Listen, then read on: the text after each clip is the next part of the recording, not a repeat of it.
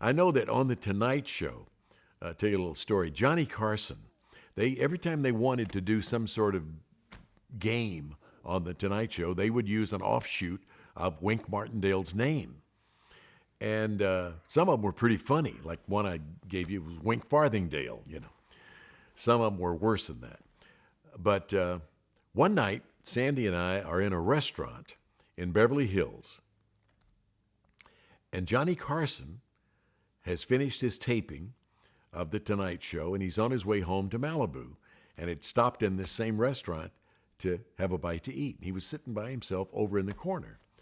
And Sandy and I were across the room, but Sandy saw him, and she said, "You've absolutely got to say hello to him, because they've used your name so many times, and I'm sure that he would want to say hello to you." I said, "I'm not going to bother him."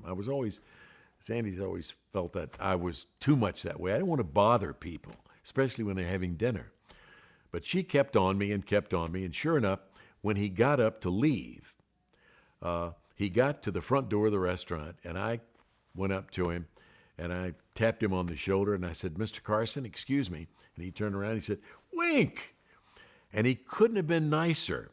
And he said, "I hope you don't mind what we do with your name sometime on the show." He said, "You are the quintessential game show host as far as we're concerned, and your name is perfect." And I said, "No," I said, "I feel honored that, you'd want to use my name." Point being, he couldn't have been nicer.